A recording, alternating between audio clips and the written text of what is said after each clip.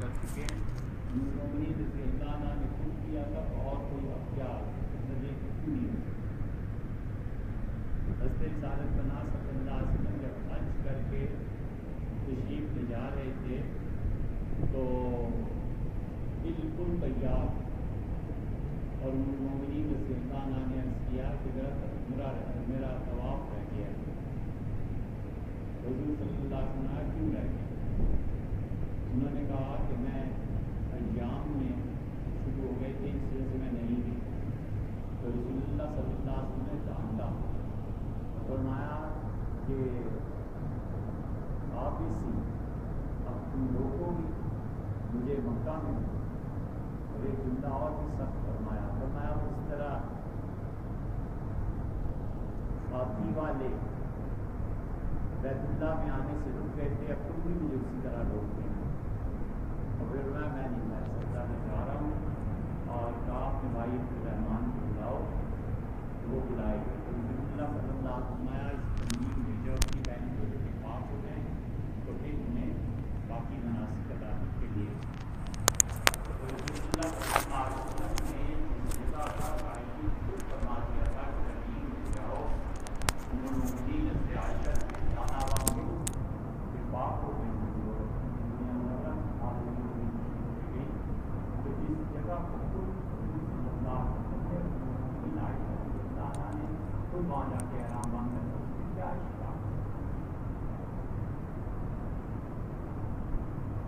اجتہاد کیا ہے؟ اجتہاد یہ ہے کہ کوئی نیا مسئلہ پیش آ جائے جو امت میں اس سے پہلے کبھی پیش نہیں آیا اور کتاب و سنت پر غور کر کے اس نئے مسئلے کا حل تلاش کرے. یہ اجتہاد ہے. کتاب سنت قیاس اجماع اور یہ ساری چیزیں لکھی جاتی ہیں اور مجتہد دیکھ کے فیصلہ کرتا ہے کہ اب اس کا کیا عمل کرنا ہے. اجتہاد کرنے کے لیے عالم مفتی کس مقام درجے کے ہونے چاہیے. بہت بڑی چیز ہے. عالم مفتی کو بہت سکتا ہے یہ تو بہت بلند مقام ہونا چاہیے. اسے قرآن پاک کی تفسیر قرآن پاک کی تین چیزوں کو فکر اشارہ فرمایا ہے. حدیث کے حراتے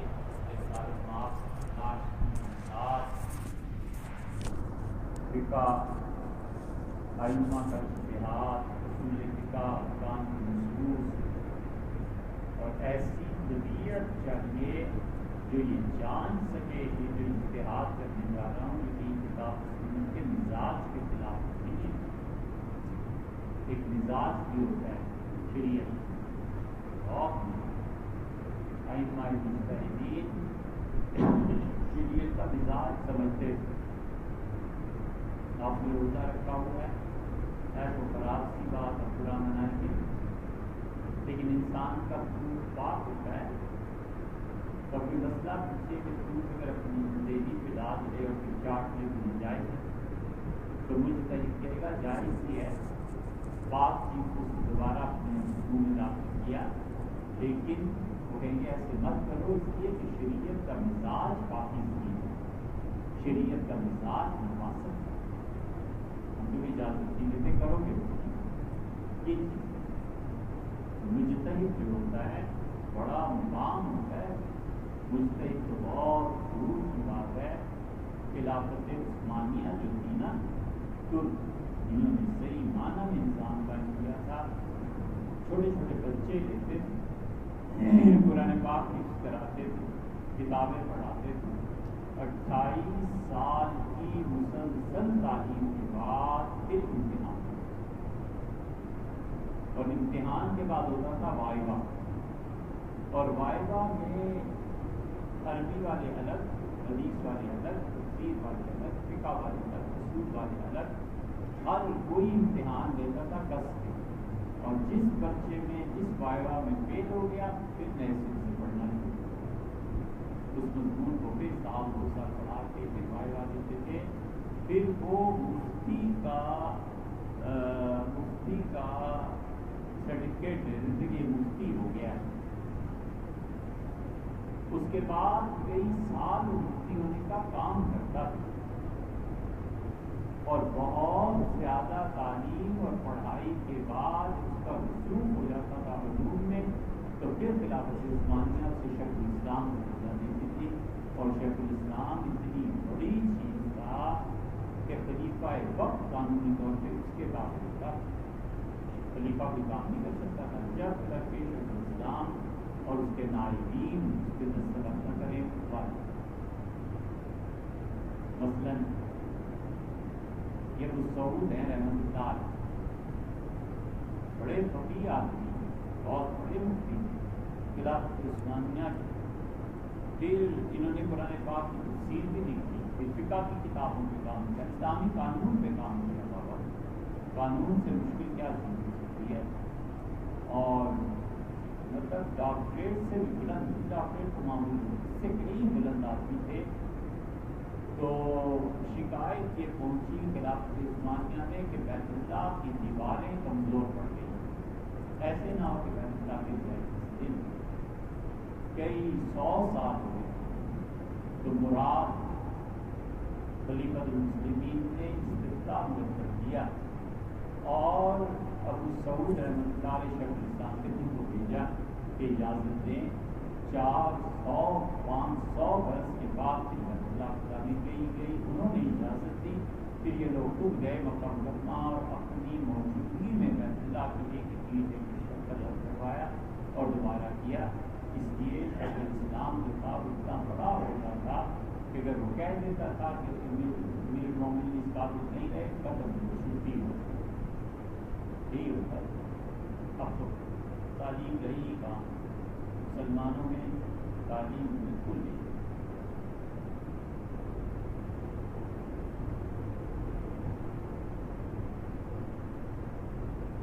ٹریکٹر کو کاشتکاری کے لیے لینا تو ٹھیک ہے، سود کا کیا کریں گے جو زرعی بینک نے لگایا ہے، اس کا حال سوچنا نہیں.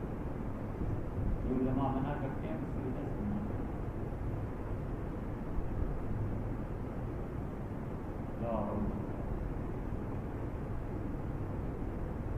ہمیں نہیں معلوم یہ کون کہتا ہے، لیکن جو کہتا ہے بالکل ہی چاہیے.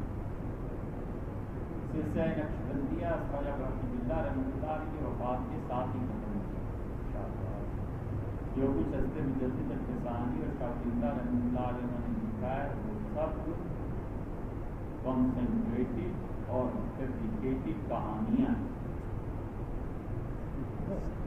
مجدد رحمۃ اللہ کو فکرہ کہنا چاہیے کہ بے اختیار اگر فاروقی حرکت بھی آئے، ایسی جملوں سے فاروقیت کی رکھ پڑ سکتی ہے اور خصوص تعبیر و توجیہ نہیں کیا، اور تعبیر اور توجیہ کی کوئی فرصت بھی نہیں.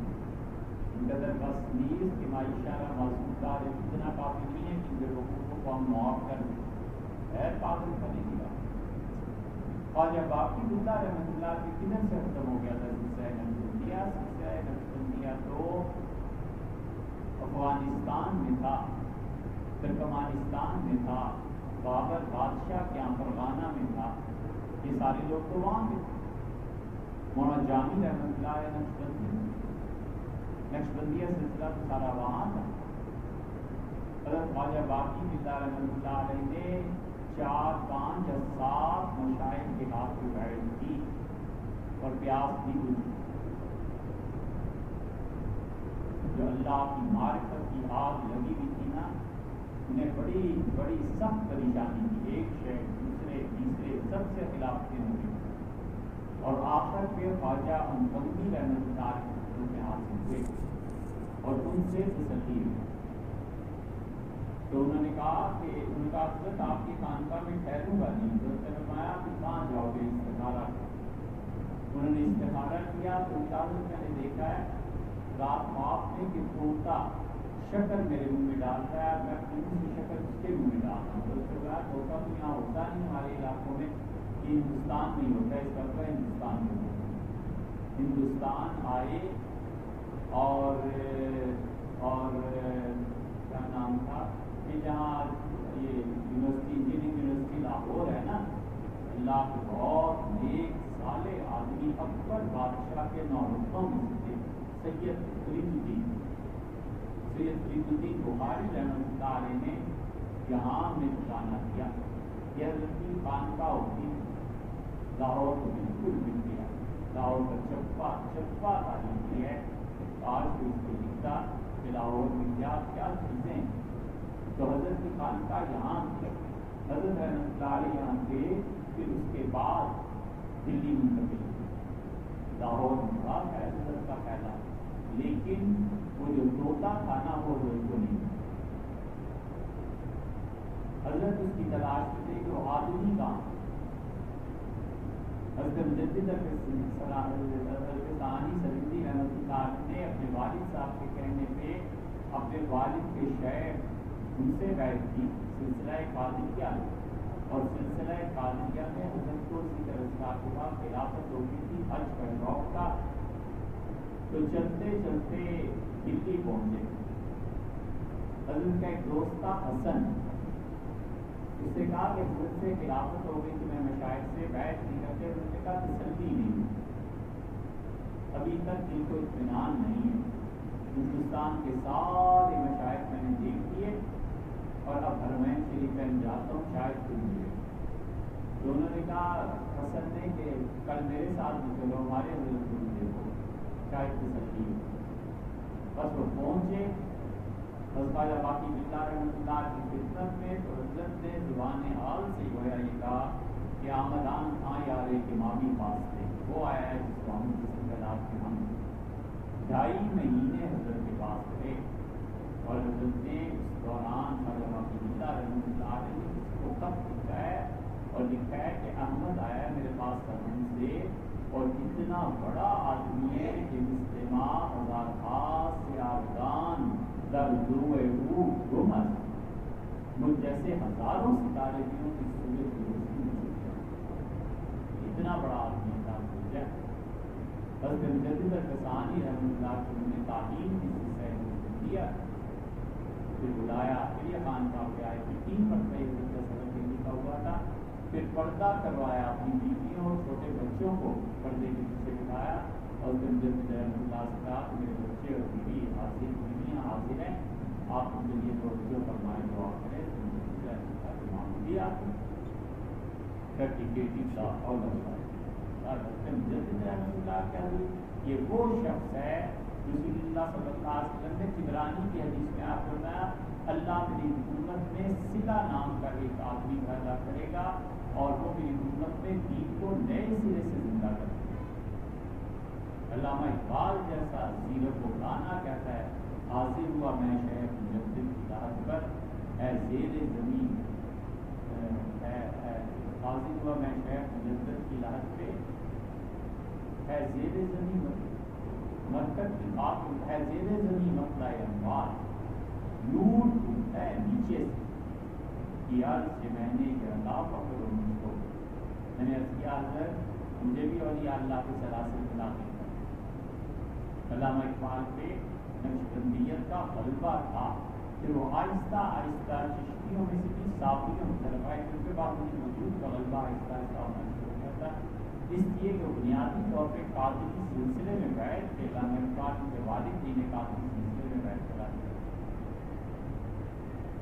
حضرت مجدد الفسانی سرندی رحمۃ اللہ علیہ تھے، وہ اتنے بڑے آدمی تھے کہ رسول اللہ صلی اللہ علیہ وسلم کہ صلہ نام کا ایک آدمی آئے گا، نبی کریم صلی اللہ علیہ وسلم منصور نام کا ایک آدمی آئے گا، اور فرمایا میرے اہل بیت کیسے ہوگا، اور جب تمہارے زمانے میں آئے تو اس تک پہنچنا اگرچہ برف پڑ جائے اور تمہارے گھٹنے قابل رہیں تو بھی پہنچنا چاہے پاؤں، اور یہی افغانستان اور ریاستیں جو ہیں ادھر بھی آئے گا، آپ کو بندہ کب آئے گا، اسی طرح فرمایا صلہ۔ حضرت مجدد الفسانی رحمۃ اللہ علیہ نے کتاب قدرت نے متعلق لکھا الحمدللہ الذی جعلنی صلۃ، اللہ کو شکر ہے جس نے مجھے صلہ کے مقام پہ عنایت فائز فرمایا۔ پریکٹیکل چیزیں ہمیں کیا ضرورت تھی بنانے کی، ان کے مطلوبات کی بڑے پاس نہیں آتی۔ حضرت مجدد رحمۃ اللہ علیہ علوم میں باطن کے علوم میں مجتہد تھے، اجتہاد کرتے تھے۔ اب میں بات کروں، پتہ نہیں آپ کے حلق سے اترے کہ نہ اترے، لیکن جو بات کتاب و سنت سے ثابت ہونا اس کی ترتیب ذرا سوچ کے کرنی چاہیے. حضرت مجدد رحمۃ اللہ علیہ حج پہ نہیں گئے نا, نہیں جا سکتے. کعبہ کتنا آیا ہے حضرت مجدد رحمۃ اللہ کی زیارت کے لیے یہاں سے اس مقام کے آدمی تھے. کعبہ اللہ کیسے آ گیا؟ ایسے ہی جیسے رسول اللہ صلی اللہ علیہ وسلم سے معراج مسلم کی روایت میں آتا ہے, جو آپ نے تو بتایا نا بیت المقدس کیا تھا رات اور ایسے ایسے ایسے ایسے لوگ ہنستے تھے, اللہ الزام لگاتے تھے دیوانگی کا. آ گئے, انہوں نے کہا اچھا آپ رات گئے تھے تو کیا کیا چیز؟ اس کے دروازے حضور صلی اللہ علیہ وسلم کے لفظ ہیں کہ آپ نے فرمایا میں زندگی کے مشکل ترین مقام پہ پہنچ گیا, میں نے تو دروازے گنے تھے اور کھڑکیاں بھی نہیں. میں اتنا شدید پریشان ہوا ان کا سوال سن کے, اور پھر جبریل نے مجھے اشارہ کیا اور بیت المقدس کو اس نے اٹھایا اور فرمایا ابھی تمہارے گھر کے سطح پر یہاں لا کے اس نے کھڑا کر دیا تھا. پھر میں گنتا رہا اور بتاتا. ٹائم ٹریولنگ ہوتی ہے. یہ ٹائم ٹریولنگ کا تو اب تصور یورپ میں اور فلموں میں آ رہا ہے نا, اسلام کے بہت آغاز سے جس طرح اس کو اٹھا کر یہاں لایا گیا, اسی طرح بیت اللہ کو اٹھا کر بھی لایا گیا تھا.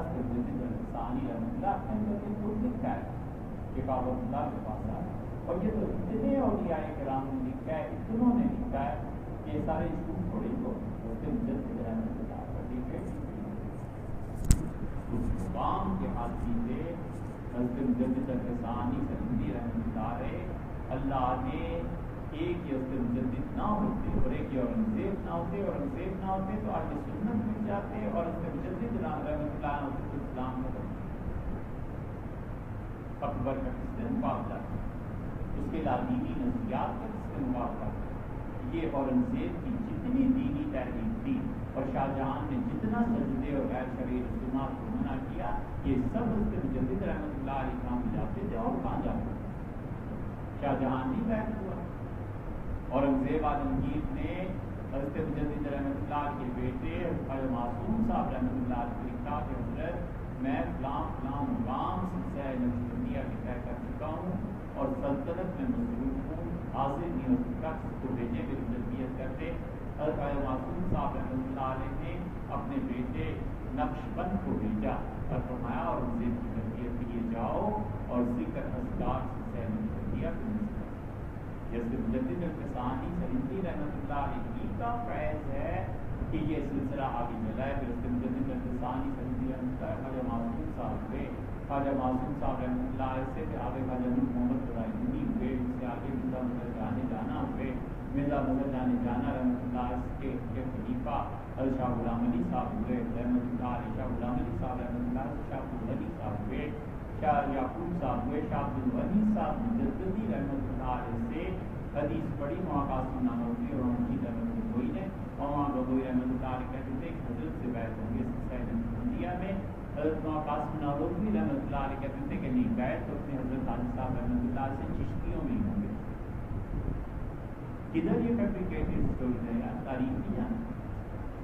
حضرت مجدد ثانی سندھی رحمۃ اللہ علیہ کے ساتھ ساتھ خواجہ معصوم صاحب, خواجہ معصوم صاحب نے شاہ عبداللہ کو خلافت دی, اور عبداللہ کی خلیفہ شاہ عبدالرحیم صاحب, اور ان کے خلیفہ شاہ ولی اللہ, شاہ ولی اللہ کے خلیفہ شاہ عبدالعزیز, اور شاہ عبدالعزیز صاحب کے خلیفہ سید احمد شہید رحمۃ اللہ علیہ. جتنی تحقیقات ہیں حضرت مجدد رحمۃ اللہ علیہ کی تو روح اور ان کی تعلیمات کا خاص فرمان.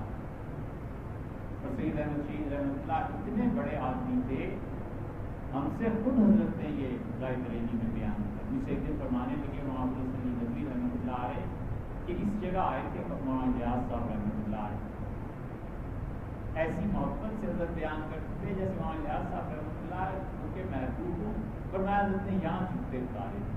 یہ دیکھیے ہم یہاں سے جھکتے اٹھا کے حضرت کے یہاں رکھے تھے, حضرت یہاں کھڑے, حضرت نے یہاں نماز پڑھائی تھی, اور فرمایا کہ حضرت مولانا ریاض صاحب رحمۃ اللہ علیہ نے میرے کندھے یا سر پہ ہاتھ رکھا اور بڑا میاں ہم اب تک سید صاحب کی تجدید کے سائے میں جی رہے ہیں. یہ فکرہ کوئی معمولی نہیں ہے. فرمایا ہم اب تک سید صاحب کی تجدید کے سائے میں جی رہے ہیں. شاہ ولی اللہ رحمۃ اللہ معمولی آدمی شاہ ولی اللہ تو وہ آدمی تھا کہ اگر علامہ اقبال فرض کر دو اپنی شاعری اور چیزوں کے ذریعے ایک زندہ ایک مردے کو زندہ کرتے نا، شاہ ولی اللہ آپ کرتے تھے تو پوری امت زندہ ہو۔ شاہ ولی اللہ نے اس زمانے میں مسلم ورلڈ آرڈر مرتب کیا کہ پوری امت مسلمہ کے لیے لائے عمل یہ ہے، یہ کام کرنا چاہیے۔ ایک جگہ لکھا کہ اس میں کوئی حالات مخفی نہیں ہے، لوگوں سے مسلمان حج کرنے آتے ہیں حرمین شریفین میں، میں خود رہا ہوں، عربوں کے تعلقات سارے میرے علم میں ہیں، کس طرح امت سکتی ہے لائے عمل ورلڈ آرڈر حجت اللہ بالغہ کو پڑھیں کہ کوئی آدمی لکھ سکتا ہے کیا دوسرا کس کا نام لیا شاہ ولی اللہ رحمۃ اللہ جس آدمی کو عبدالسلیم شاہ صاحب کی پڑھو یار، پڑھتے کیوں نہیں ہو؟ شاہ ولی اللہ رحمۃ اللہ شاہ ولی اللہ رحمۃ اللہ علیہ وہ آدمی ہیں،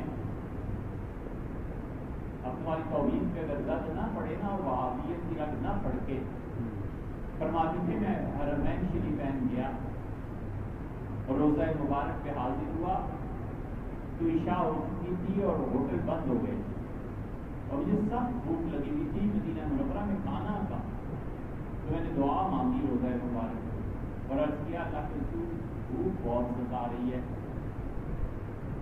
اور پھر میں لیٹ گیا، آنکھ لگ گئی تو حضور اقدس صلی اللہ علیہ وسلم کی روح مبارکہ مجھ پر چھا گئی اور مجھ سے کہا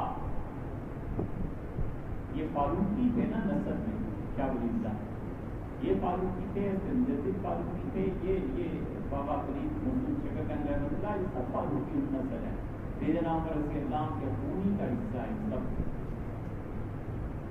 رسول اللہ صلی اللہ علیہ وسلم کی روح مبارکہ آئی اور سب سے پاؤں تک مجھے گھیر گئی اور مجھ سے کہا بیٹے کوئی مسئلہ نہیں، ہم نے کہہ دیا ہے آ رہا ہے کام، اور آتے ہی کیفیت ختم ہوئی تو ایک شیخ آیا بدو، اس نے مجھے اٹھایا اور دودھ اس میں شہد ڈالا تھا اور دیسی گھی اور زیتون اور سب چیزیں گھوٹ کے لایا، مجھے کہنے لگا پی، بڑا سخت بولا، میں نے پی لیا، پھر کیا اور پی، میں نے کہا اور پھر کیا اور پی، میں نے کہا بس اب نہیں پی سکتا، اس نے کہا کہ کھانا ہی کھانا ہو تو ہم جیسے سے گھر آ جایا کرو، حضرت کو کہنے کی کیا پیش آ گئی۔ شاہ ولی اللہ کو معمولی آدمی، شاہ ولی اللہ صاحب رحمۃ اللہ کا لکھا ہے کہ نبی کریم صلی اللہ علیہ وسلم نے ان کی روح مبارکہ میرے پورے جسم میں چھا گئی اور میں حیرت سے اپنے ہاتھوں کو دیکھتا تھا اور سمجھتا تھا یہ رسول اللہ صلی اللہ علیہ وسلم کی روح مبارکہ، اور مجھ سے فرمایا کہ احمد اب تیرے بعد جو بر صغیر ہے اس میں امامت کا کام تجھ سے دیا جائے گا، تو قیوم دورہ ہے، تو امام ہے اپنے وقت۔ شاہ ولی اللہ رحمۃ اللہ علیہ کہتے ہیں جب میں اس کیفیت سے باہر آیا تو میری یہ اس شخص کی عادت ہے جب 22 سال کے تھے شاہ صاحب، یہ جو کہتے ہیں نا 22 سال کے تو انہیں روٹی کھانی نہیں آتی تھی، پتہ نہیں نالی پہ بیٹھنا آتا تک نہیں آتا، 22 سال کا لڑکا ہے، حضور اقدس صلی اللہ علیہ وسلم نے فرمایا تم امام ہے اپنے دور پر، اس سے امامت کا کام دیں گے ہم بڑی صغیر پہ جاؤ۔ آپ شاہ صاحب رحمۃ اللہ کہتے ہیں مدت کے بعد مجھ میں یہ بات سنی کہ فقہ اور حدیث کو تطبیق دینی چاہیے، جو فقہ پہ عمل کرتے ہیں حنفی اور جو حدیث پہ عمل کرتے ہیں ان دونوں کو آپس میں ٹکرانا نہیں چاہیے، ان دونوں کا خیال کرنا چاہیے۔ شاہ اللہ صاحب رحمۃ اللہ نے حدیث اور فقہ کو تطبیق دی ہے، اور شاہ صاحب رحمۃ اللہ کا مزاج اگر دیکھنا ہونا حدیث اور فقہ کی تطبیق کا کہ حضور اقدس صلی اللہ علیہ وسلم کی پوری عظمت کے باوجود اجتہاد کو اس کو ملا دینا یہ ندوہ کر دو، ہمارے حضرت ایسے ہی کسی فرقے سے ایسی کمال کی بات کرتے تھے کہ گویا حدیث اپنی جگہ پہ فقہ اپنی جگہ۔ یہ مثال وہاں منظور نعمانی صاحب رحمۃ اللہ ہمارے کو حدیث پڑھے نا پتہ چلتا ہے شاہ ولی اللہ رحمۃ اللہ علیہ کا مزاج، شاہ ولی اللہ رحمۃ اللہ علیہ کے پچھلی سے بناتے یہ دیوانے ہو گئے ہو، ہوش ہو گئے ہیں، کوئی سمجھ چل رہی ہے لا شاہ صاحب رحمۃ اللہ علیہ امامت کے اس درجے پر فائز تھے کہ صدیوں میں کہیں ایک ایسا مجدد آتا ہے. شاہ ولی اللہ رحمۃ اللہ علیہ نے زندگی میں جو بہترین کام کیا نا، انہوں نے اپنی جوانی میں چند لڑکوں کو پڑھا دیا. بس جو آتا تھا کہتا تھا حضرت پڑھنے اپنا تو میری شاگرد سے. دلی میں شاہ صاحب رحمۃ اللہ علیہ جب آئے ہیں تو محمد شاہ رنگیلا جسے آپ کہتے ہیں نا، یہ بادشاہ وقت ہی نہیں ہوتا کیا بات ہے. دلی میں شاہ جہان نے کہا کہ مسجد بھی چاہیے اور محل بھی چاہیے. شاہ جہان بادشاہ، فلسفے کا بادشاہ. شاہ جہان اتنا بڑا لکھتا تھا کہ ایران کا وزیر اعظم شیعہ ڈوبا ہوا تھا وہ علم میں، اس نے شاہ جہان کے سفیر کو نکال دیا. اس نے کہا تم جیسے جائز سفیر آ گئے. شاہ جہان کو بڑا غصہ ہے. شاہ جہان نے کہا میں جواب دیتا ہوں اس کے سوالات کا.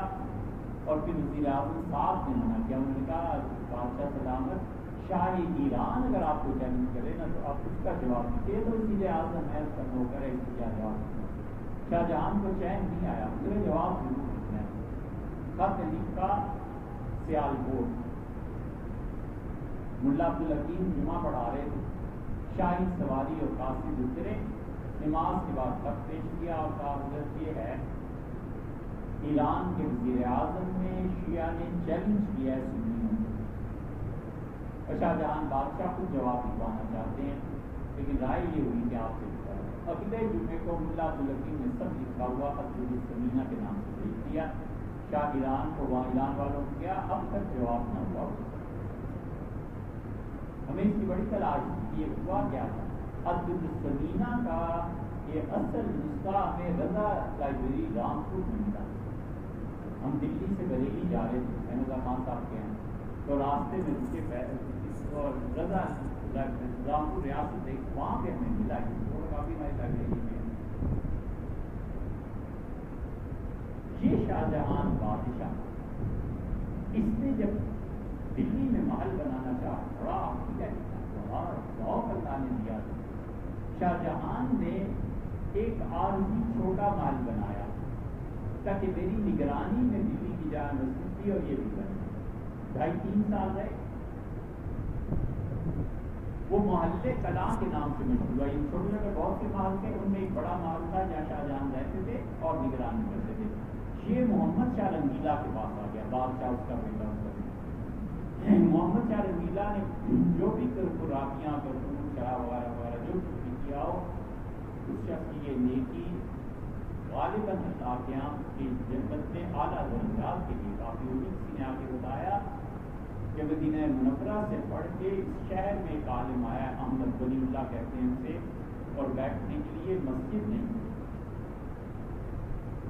محمد شاہ رحمۃ اللہ نے کہا مدینہ منورہ سے پڑھ. کہاں؟ اس نے کہا خالی کرو اس محل کو جلد امجد کے شاہ جہان بادشاہ کے محلے کلاں اور حضرت بلا کی عزت سے کہا حضرت آپ بیٹھے آپ پڑھائیں، علم ہماری آبرو. محمد شاہ رنگیلا جیسا بھی عیاش کبابی جو کچھ بھی تھا یہ اس نے نیکی کی. شاہ عبداللہ رحمۃ اللہ علیہ وہاں بیٹھے، شاہ صاحب نے پڑھایا. یہ اردو ترجمہ قرآن کریم کا شاہ عبدالقادر صاحب نے وہی کیا. وہیں کے محل کی تپتی ہوئی زمین پہ سید احمد شہید رحمۃ اللہ علیہ سیکھتے رہتے تھے، اور وہاں اسماعیل شہید رحمۃ اللہ علیہ کے پاؤں میں وہیں کی گرم زمین سے قابلے پڑے. کسی نے کہا کہ محل میں ایسی کیوں ڈھونڈتے ہیں کہ لگے جہاد کی گرا. وہیں پہ شرف الدین صاحب رحمۃ اللہ نے کیا. وہیں پہ لوگ حضرت سے بیٹھے ہوئے اور وہیں مبارک مقام ہے. اب ہم دیکھنے گئے تھے تو ہم نے دیکھا وہاں ہندوؤں کا پرائمری اسکول قائم ہو گیا. سب مال تقسیم ہو گیا، سب چیزیں جڑ گئی. اب کوئی اندر گئے دروازہ کھٹکھٹایا تو کچھ خواتین کی ہندوؤں نے پردہ کر دیا. اب تک اس کی محرابوں میں شاہ عبداللہ کا نام لکھا ہوا ہے. اب تک وہاں شاہ اسحاق صاحب رحمۃ اللہ کے نام لکھا ہوا ہے. شاہ عبدالعزیز صاحب رحمۃ اللہ کی وہ کمرہ موجود ہے جہاں اس خاندان نے کچھ تک 200 سال گزارے. شاہ ولی اللہ رحمۃ اللہ نے کارنامہ انجام دیا. اپنے چند شبیر دکھا کے جو آتا تھا وہاں سے اس سے پڑھو، اور خود وہ بیٹھ کے علوم و معارف کی تحقیق کرتے. سب سے اور اللہ جزائے خیر دے عاشق کرتی کو پتا صاحب رحمۃ اللہ خلیفہ بھی تھے، مام صاحب تھے، مقاصد آپ کام کریں باقی چیزیں اس سے کیا اللہ صاحب رحمۃ اللہ صاحب بھی کام کریں۔ مولانا عثمانی صاحب کا جتنا نام ہے نا، مولانا صاحب ایسے اچھے اور ایسے اچھے ہم دیکھتے اگر بھائی مفتی رفیع صاحب کام کریں، بھائی نے کہا بھیا علم پڑھے پڑھائیں کام کریں، چھوڑ دیں مدرسہ میرے سے یہ سب کا سب فیض مفتی رفیع صاحب ہے، مولانا صاحب اتنا کام کر رہے ہیں دل ہوتا ہے۔ محمد بھائی کا شاہ صاحب آپ لوگ کام نہیں شاہ ولی اللہ رحمۃ اللہ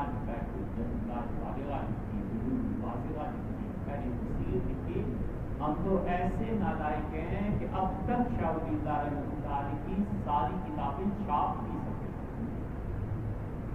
شاہ صاحب کی کئی کتابیں مخلوقات ہیں، حضرت کی 4 کتابیں مجھے بہت تلاش تھی، انڈیا آف لائبریری لندن گئے، وہاں پہ گھوڑوں کے حاضر کتابیں دیکھی، ہم کوئی اچھے بارش تھوڑے ہی۔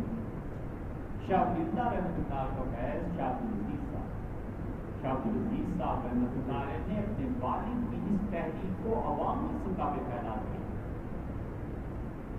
جب عوامی سطح پہ شاہ ولی اللہ کی تحریک پھیلی ہے تو شاہ عبدالعزیز صاحب رحمۃ اللہ کی بے شمار شاگرد پورے ہندوستان میں زمین تیار کر دی۔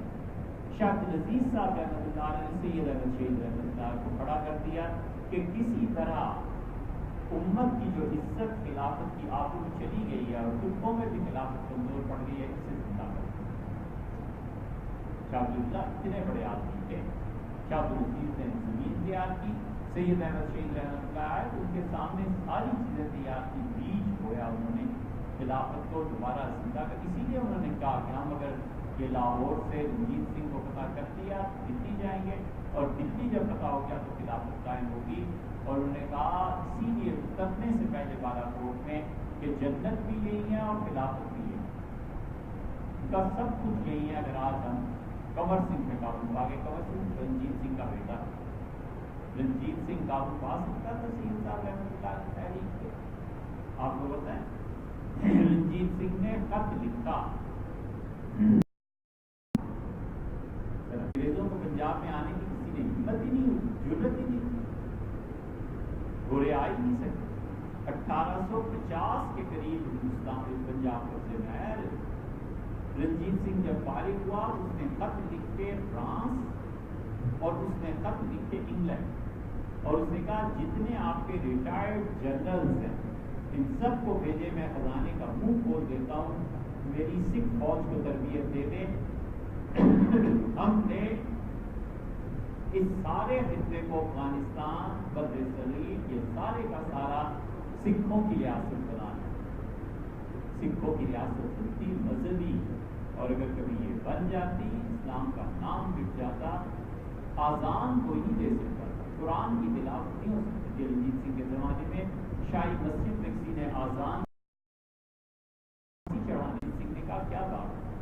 اس نے کہا غلطی سے پاگل ہے، آزان دے بیٹھا ہے شاہی مسجد میں، تو اس کو پھانسی کے لیے آج لے گئے ہیں، حکم ہو گیا ہے، مہربانی کرے۔ رنجیت سنگھ نے معاف کیا۔ اگر جس سکھوں کی حکومت آ جاتی، مٹ جاتی آسان، تو اللہ نے مہربانی کی۔ اس نے خط لکھا کہ فرینچ اور برٹش جنرلز کو بلایا، آئے، سکھوں کی ٹریننگ ہوئی، ان میں جنرل ونٹورا کو اس نے بھیجا، اس نے کہا جاؤ اور اس تحریک کو دباؤ جو خلافت کے لیے چل رہی ہے اور یہ جو احیاء کا کرنا چاہتے ہیں، یہ سب کچھ ونٹورا ملا گیا سید احمد شہید رحمۃ اللہ، سید صاحب نے، سید صاحب رحمۃ اللہ حضرت کو پتہ چلا تو اٹک ونٹورا رک گیا تھا، پھر وہاں شہید رحمۃ اللہ کو بھیجا، مذاکرات ہوئے، یہ وہ